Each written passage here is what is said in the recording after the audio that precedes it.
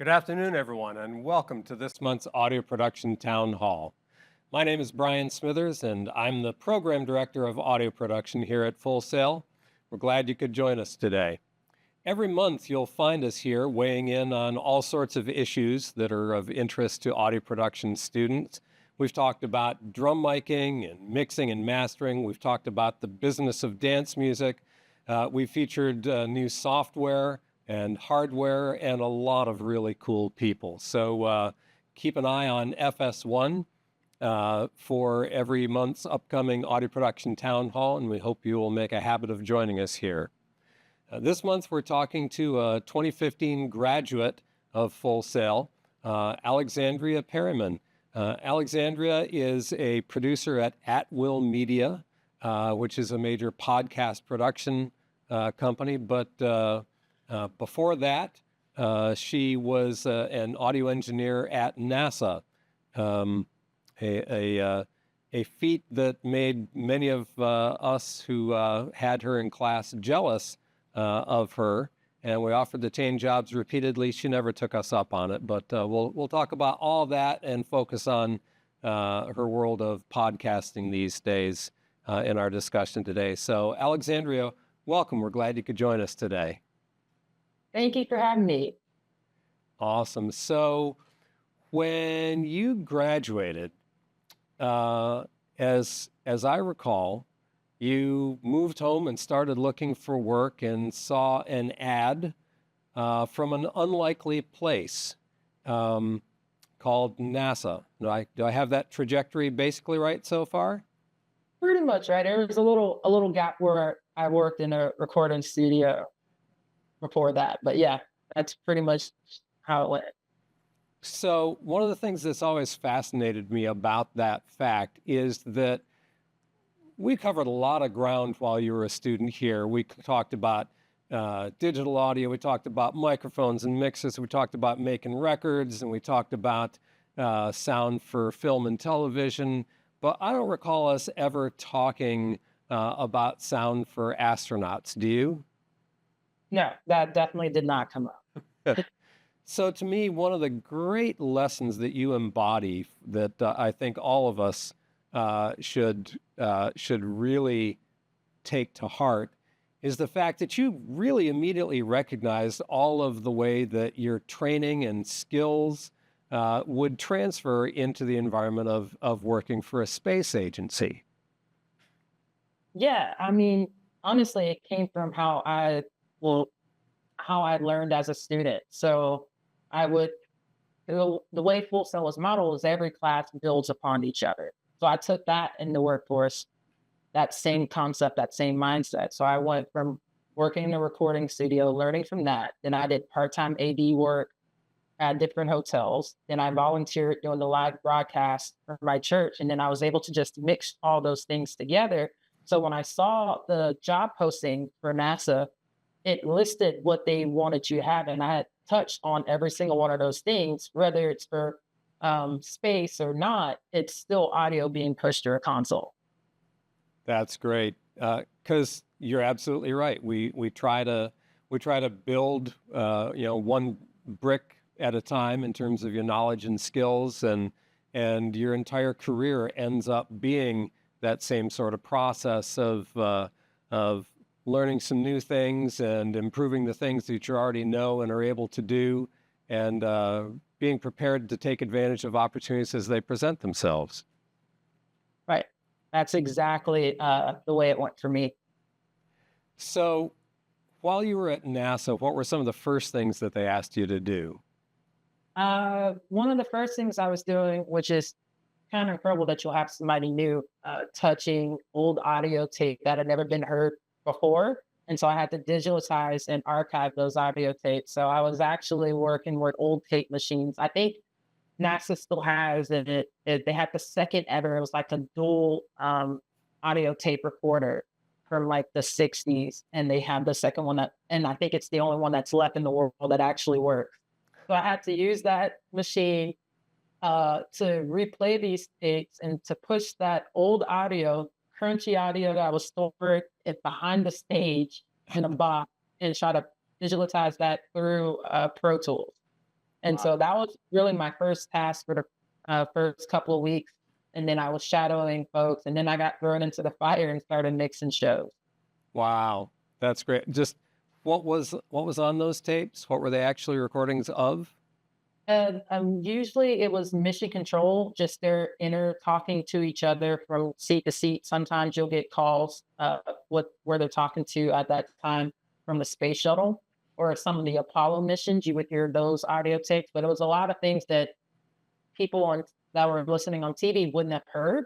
The internal conversations where they were problem solving something, talking about their lunch. They were very lax in those days. You hear conversations about what movie they just went and saw. Like I heard one of them talking about when the first Star Wars movie came out and how they were excited to go see it. And I was like, wow, this is crazy. Wow. So Mission Control are sci-fi nerds. That's, I guess, not surprising. Definitely. Was it was a little bit daunting to be archiving our space exploration legacy? Yeah, I was extremely nervous because since that conversation had happened, no one has heard those tapes. And now you're leaving it to me, someone who's brand new. Not only I digitalized it correctly, but I don't lose any of the audio because you can't get it back. And those tapes weren't stored properly. So I'm having to bake tapes. And I was like, this is a lot for someone who's brand new. Like this seems like you should have somebody more senior doing this. And did they ever ask you to do any podcasting? At that time, no, they didn't. So the way the podcast came about is I had a long commute. Anybody who's been to Houston knows how huge Houston is. Houston is 60 minutes away from Houston. So I live on north of Houston, and NASA is way south of Houston. So I had about an hour drive to work, and I noticed that we didn't have actual podcasts for NASA. I mean, they'll take a YouTube video and then repurpose it as audio form, but that's not an actual podcast. There was nothing just strictly audio related that they were pushing out. So I was talking to one of the commentators that they usually have, and he was talking about how long his commute is. And so we were talking to each other about why don't they have one. He brought it up to his boss, and his boss was like, well, then make one. And so that's how it came to be. That's so cool. That's great. And what did you end up calling the podcast? It is called Houston, We Have a Podcast. And one of the all-time great podcast names. Yeah, it's perfect. That's too cool. Got to brag on you here for a minute. You won an Emmy while you were at NASA, but it wasn't for the podcast itself, was it? No, it wasn't. It was for a live broadcast show that we did with SpaceX, combining that.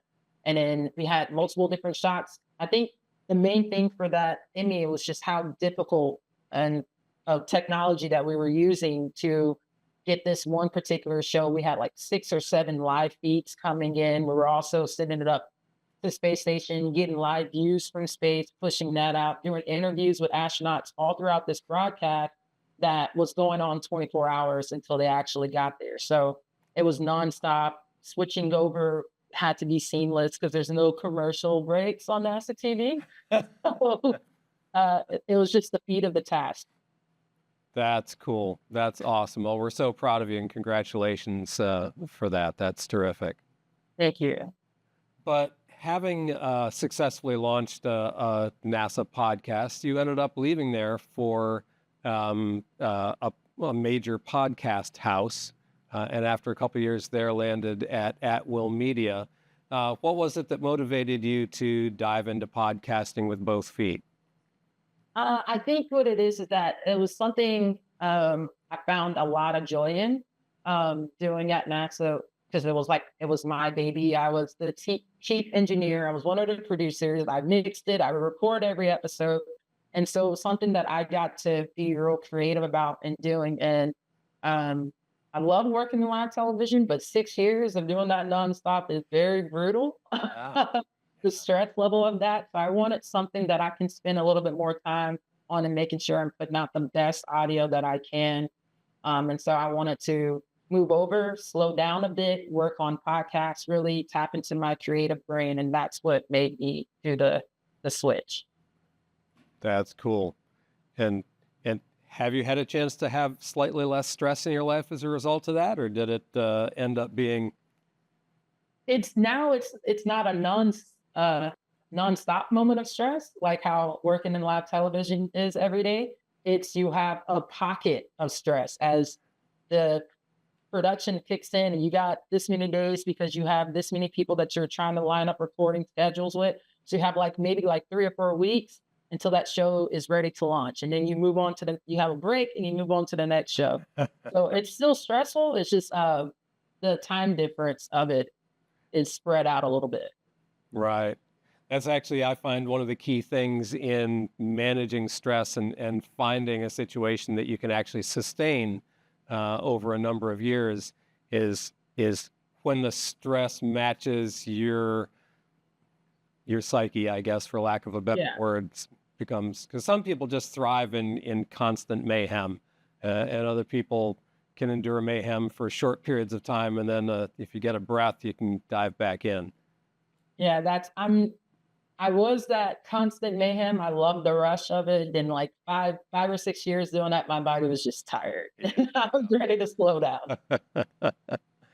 That's great. So going back to the theme of what in education we call transferable skills, the idea that the things that you've learned in school and on the job serve you well in different situations. What are some of the ways in which podcasting builds really directly on things that you learned about making records and making sound for film? I think the very basic of signal flow.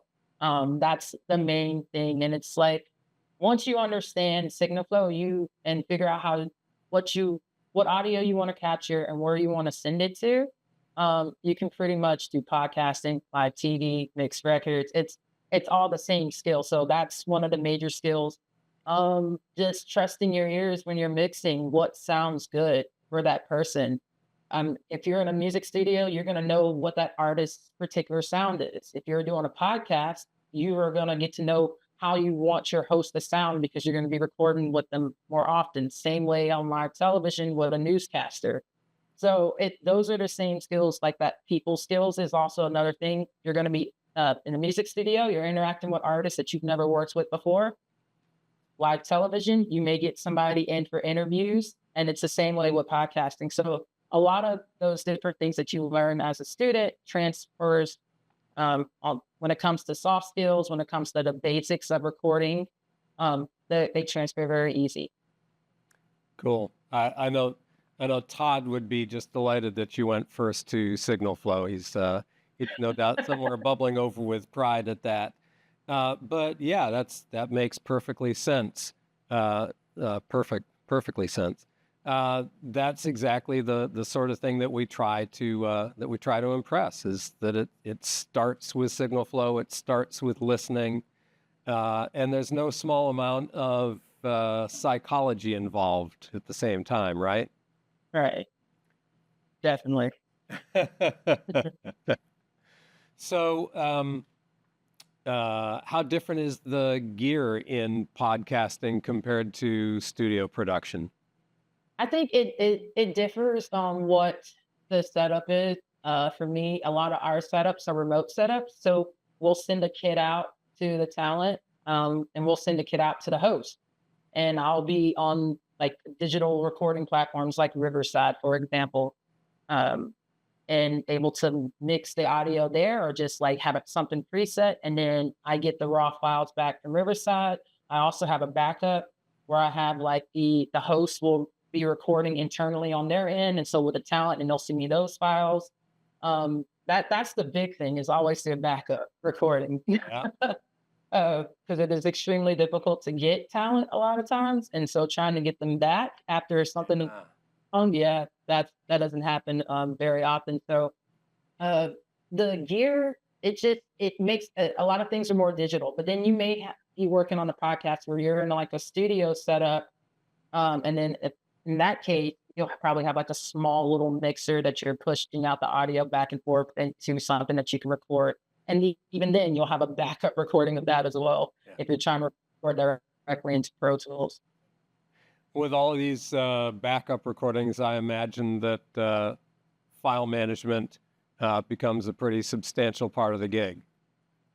Oh, file management is very, very important, especially if you're doing something like I had on a podcast I was working earlier in the year. We had a guest that was in Hong Kong, a guest that was in England, and three guests that were sitting at inside of our studio that we were working with Morgan Stanley. They were sitting there. All those audio files were being recorded, and we were conducting the call via Zoom. And so I was like, yeah, I got to make sure because there's different starting points. It was a lot. So making sure everything was named properly was definitely a big task. Wow. So just to be sure everyone who's listening is understanding this, you're having a real-time conversation with people in different hemispheres. Yes, that was how that particular one went. Luckily, it wasn't one of those live podcasts. It was something that we were putting out actually 3 days later. So I really had to hurt and mix that as well too. But yeah, the guy, I felt so bad for the guy that was in Hong Kong because it was like almost 1 a.m. his time. Oh yeah. Because we had to find that sweet spot with folks in the US, folks in the UK, and him in Hong Kong. So for him, it was like 1 a.m. So did you have any latency issues in the conversation? We did through, I mean, Zoom is pretty good at it.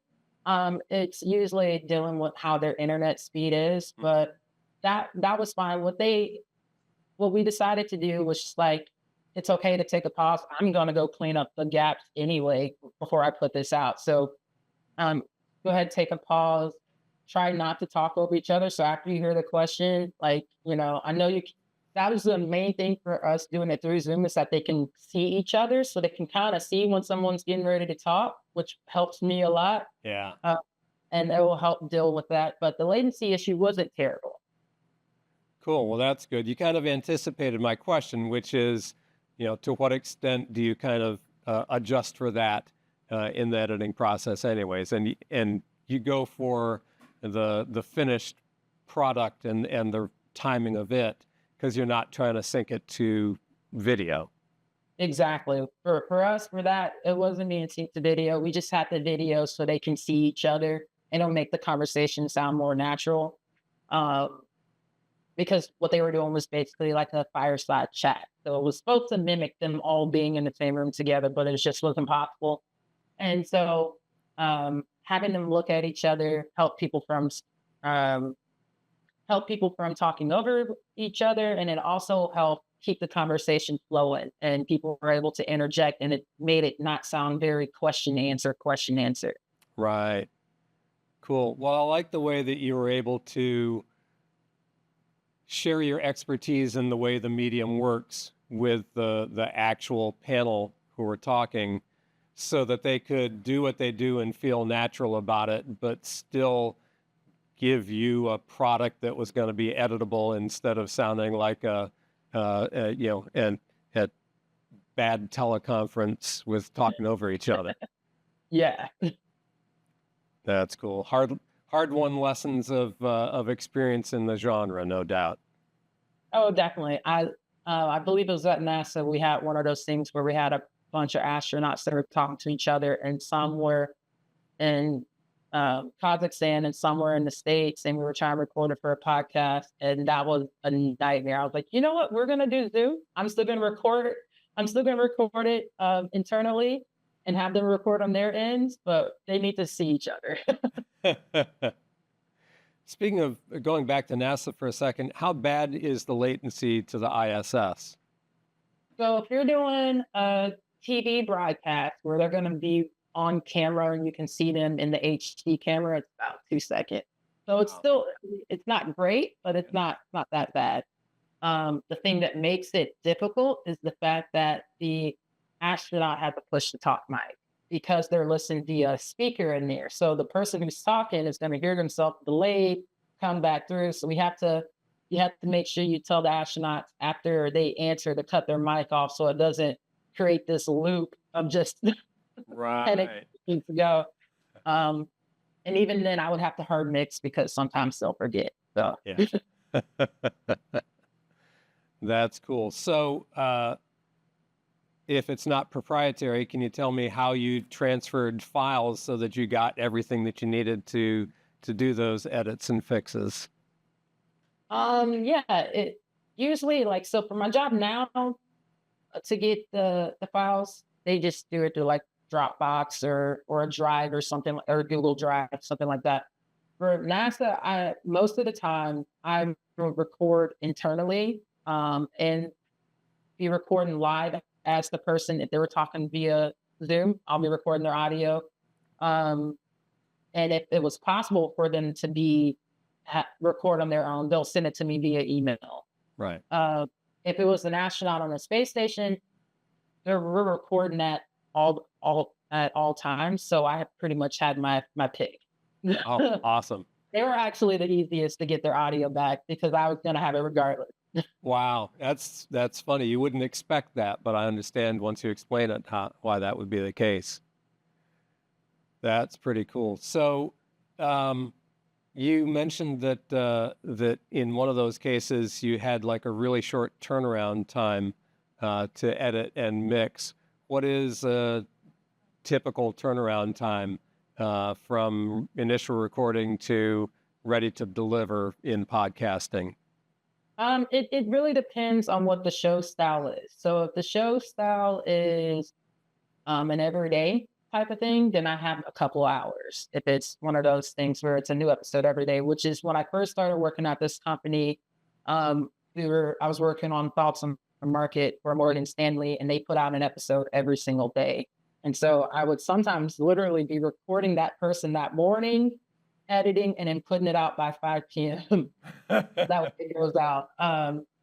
Or if you're doing episodic and it has like seasons, where you're recording everybody that you need and posting it, then you'll have weeks that make sure it's ready to come out.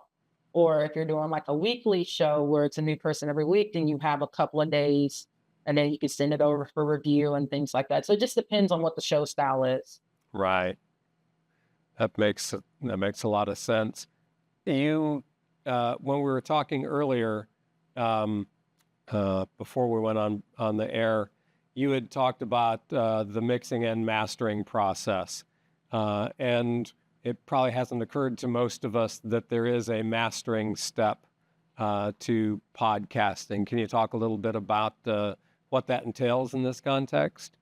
Yeah, so for that, you just want to make sure that you're hitting like loudness standards for podcasting, which is different from music, which is different from a lot of things. So that way, whenever someone's listening to it on Spotify or Audible or Apple Podcasts, that it's coming through clearly and everything is mixed the way that you want. The intro music is not too loud.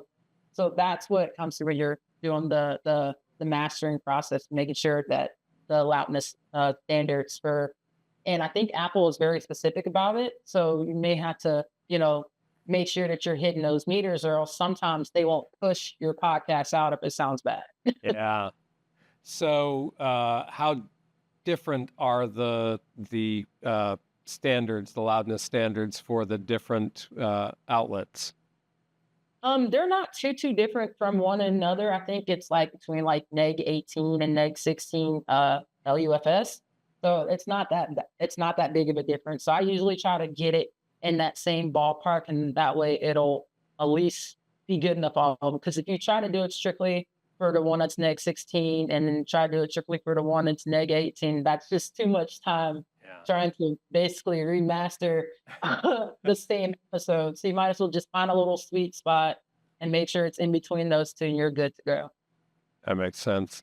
So, and just in case we have any listeners who aren't sure what loudness standards are or don't understand what LUFS is, can you just take a minute and explain what we're talking about in terms of loudness standards and this weird unit called LUFS? Yeah, that was a unit that I had to learn very quickly because I was still on like thinking about mixing music or something like that, or like for broadcast. I think we were doing neg 20 but it's a difference between dB, decibel level, and LUFS. I can't exactly off the top of my head remember what that acronym means.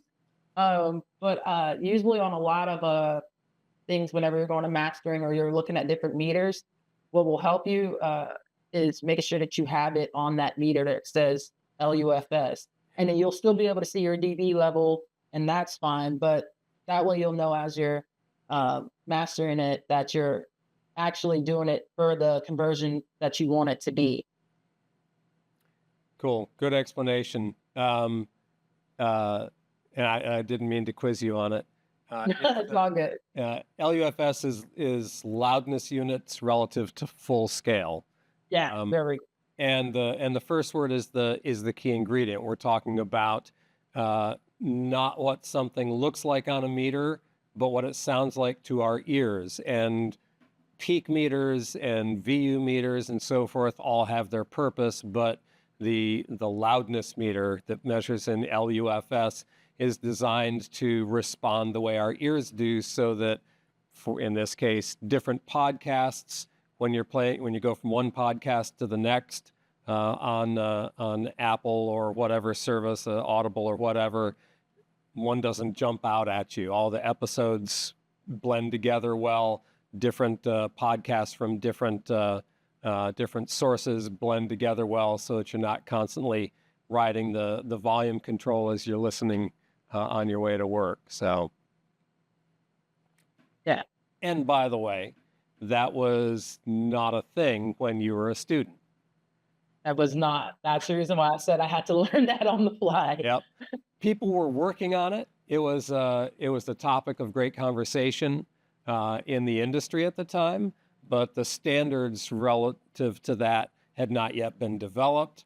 But then they were, and then all of us, regardless of whether we're students or early professionals or mid-career professionals or whatever, had to adapt to that and learn how to apply that. So the important lesson is there's always going to be a standard you have to adhere to.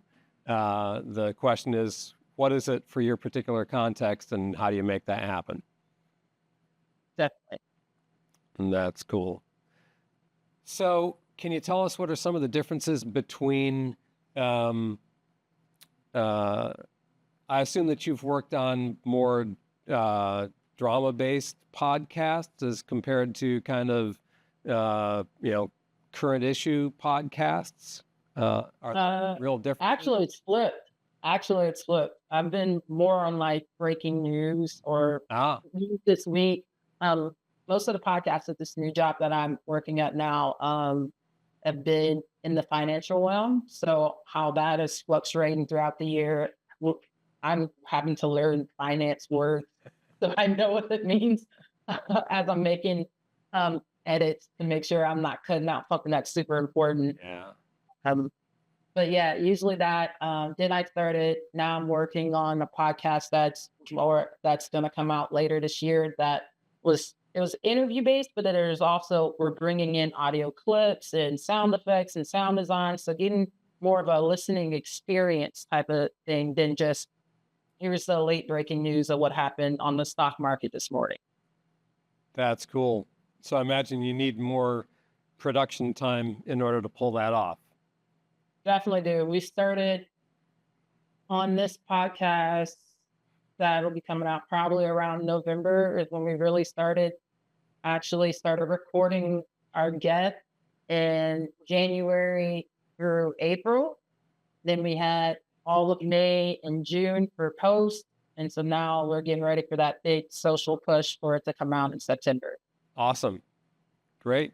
Good luck with that. I hope it's a big success for you. Definitely. I'm really excited about it.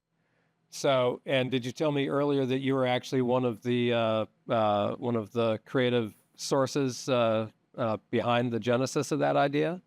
Yeah, it was really cool to be on a part of the people that were developing it. So understanding what the structure is going to be, how long the episodes were going to be, who's our host. That was a really cool process. And then I got a lot of time and chance to be able to look up our guests and the talent and to reach out to them myself and it was really cool being on that side of it and then coming up with the episode outlines, what questions were going to be asked. I got a chance at writing that. Then I got a lot into the more producing side of things where I was making content edits for other engineers to edit out. I wasn't necessarily going to mix it. Oh, So that was different for me, but I think that was something really cool to have in my arsenal, is being able to make that decision.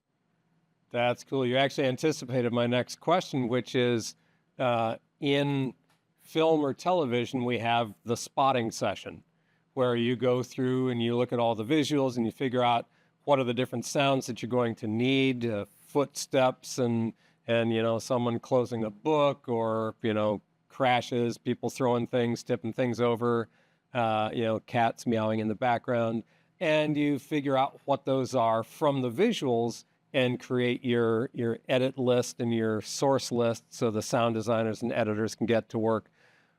How does a spotting session for something that has no visual element go? Yeah, that's where your brain has to get real creative and follow along with what story you're trying to tell. Even though it's an interview episode, there's a story that there's an overarching theme for that episode that you're trying to get out. So understanding what that is before you even interview the person is key. So that way you get into that. Okay, so I have this full tape. I'm gonna have some narration to help build it. How do I need to cut this down and make it transition in between the questions and the narration? And so being able, like sitting inside the room and doing that and talking heavily with like the person that's going to be adding the sound effects and doing overall mixing of it, I would basically go through, we use like this site called Descript where you can put the interview directly in there and you'll see the words, but you actually hear the audio at the same time. So I can go through there and mute out words and it'll mute that audio. And then that our editor I can export that for them and they can drop that straight into Pro Tools and it'll make the cuts already for them. So I won't have to just tell them, hey, cut this line, cut this here. Give them basic cuts to where they can go back in there and then make it smoother. So that tool's been really, really easy. It was something I've never worked with before, but it made my life so much easier. And then even then I can add in notes in that software and say, I want SFX of a ball being catch here, or like teammates chatting in the background. I want this here. And it'll give them memo notes inside of Pro Tools of where to place it based off time code. And so that made that thing a lot easier because of the fact that we're all remote. So the person that's editing this is in New York, I'm in Texas. So for them to be able to get that file and the notes are already in there and they're not having to sit next to me as I'm doing it is a lot easier. Wow. So with regard to the sound effects, are they primarily or exclusively library effects, or are some of them taken from like actual events that you're talking about?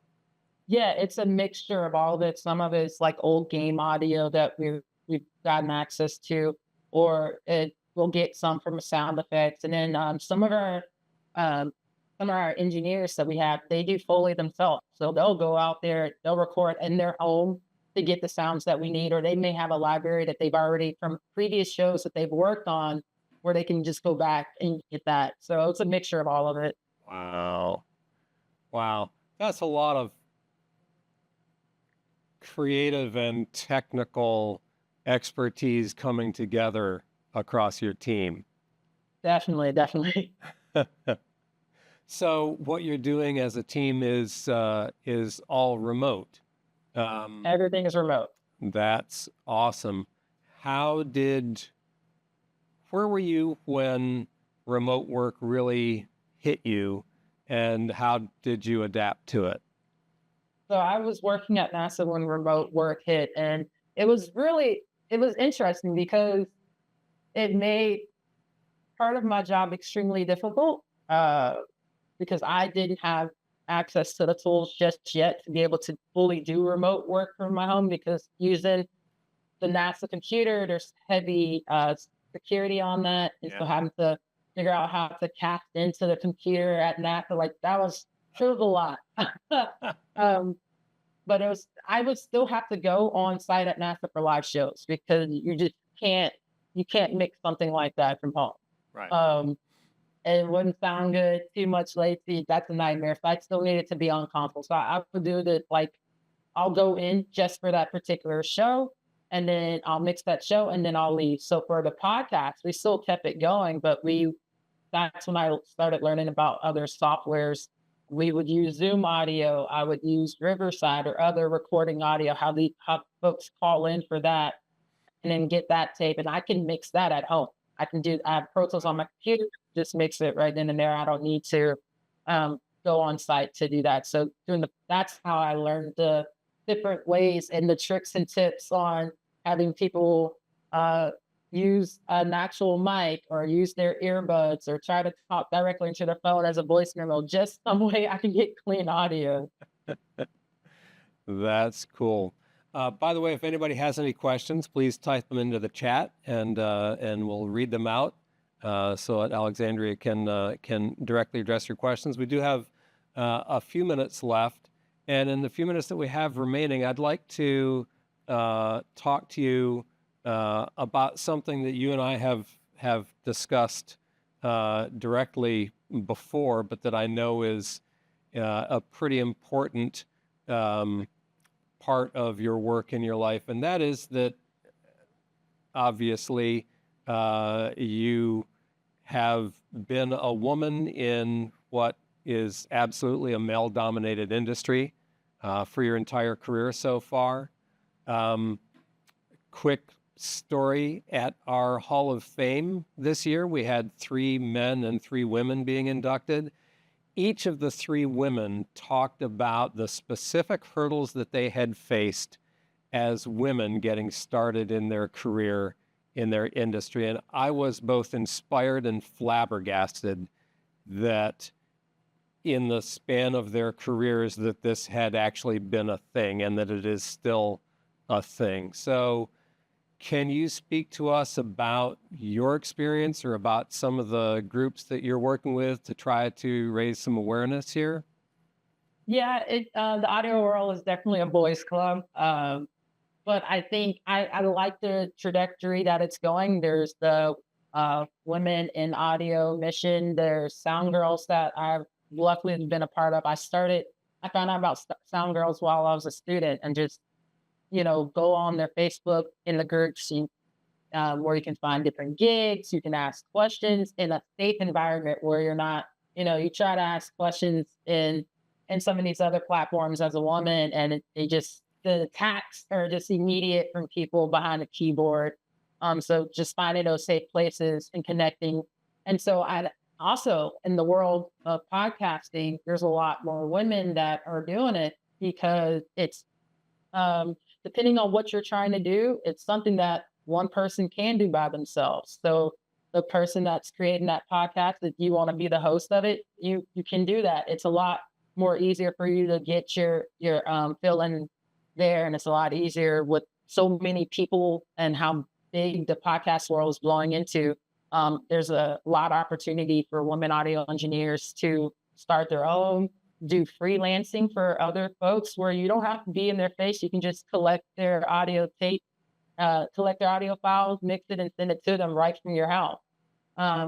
So there's different new opportunities, but I mean, I didn't have to deal with a lot as a woman. There was definitely those, oh, can she do this? Can she do that? My main barrier, funny enough, was my age. There was a huge age gap when I got hired on at NASA between me and my coworkers by a lot. Yeah. So it was a lot. It was like, there's the adult room and there's me, this 22-year-old kid just there. And so a lot of mine was just, a lot of the barriers I built was that I hadn't built up that trust yet with them because I was so young, because I was so green in the industry. It's like, oh, she came here straight from school. She doesn't know anything. She's super green. But just doing what you are tasked to do to your best of your ability is the easiest way to stop it. I mean, you kind of have a hard time when you mix a fantastic show for someone to be mad at you because you're young. Yeah. And it's likewise with being a woman. But also just like, main thing for me is giving back and making sure that if there is any other women out there or people that are fresh out into their career that have questions, making it a safe place and make sure I make myself available to answer those questions, to help them, to listen to them, so that way they're not discouraged. That's great. I appreciate you sharing that. And it's important also to know that you have allies, right? I Right. mean, there are a lot of men who are as disgusted at the situation as the women are, and you got to look for those allies and be willing to let them be your ally, whether it's just, listening, whether it's just getting out of the way, whether it's advocating for you. You know, it's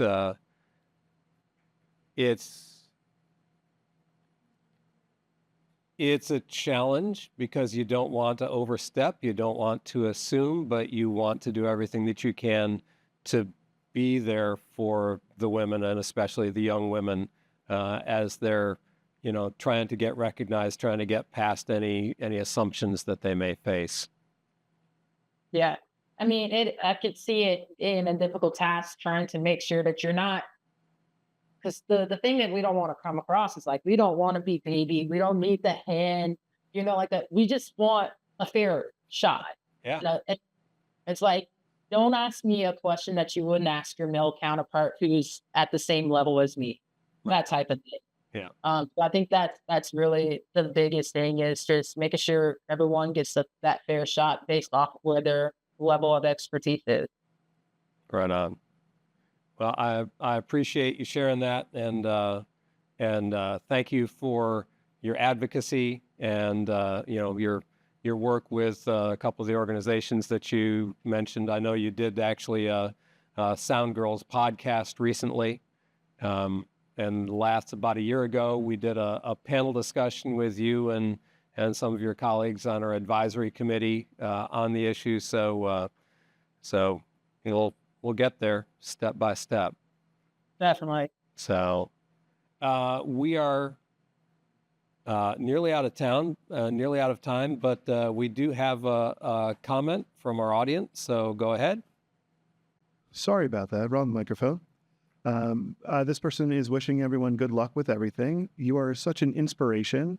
And then they ask, have you any thought about, or have you put out any training showing others how to do this job from home? I have thought of that's a really good question. I have in the past done brief videos. When I worked at NASA, I would do a Facebook Live sometimes and show my setup of what I'm doing for that, but I haven't done it yet for podcasting. I think it's that would be a different technical task trying to set that, because I'm not really using a board. I'm just using my computer, but maybe something where I could record me editing something or using different tools, or like setting up something and then posting it out later. Something that I probably can do in the near future.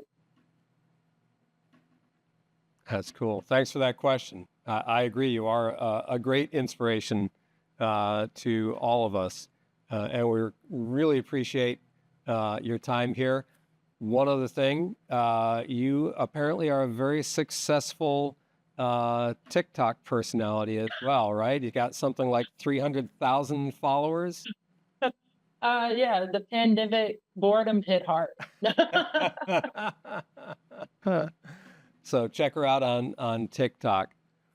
We're so grateful for your time and you sharing your experience with us. We're so proud of the work that you've done, and appreciate all that you give back to the school and to our students here. Awesome. Thank you so much for having me. Appreciate it. So that wraps it up for today. Remember that we are here every month, ordinarily Monday of week 4. So keep an eye on Full Sail 1 for what's coming up from one month to the next. We'd like to thank the Audiovisual Technologies class here in the show production program, and their course director, John Cost, for providing all of our production support. It's been a great pleasure working with you all, and we really appreciate the time, effort, and care that you put into us. That's us for this month. Hope you have a great afternoon, and we'll look forward to seeing you in the next month.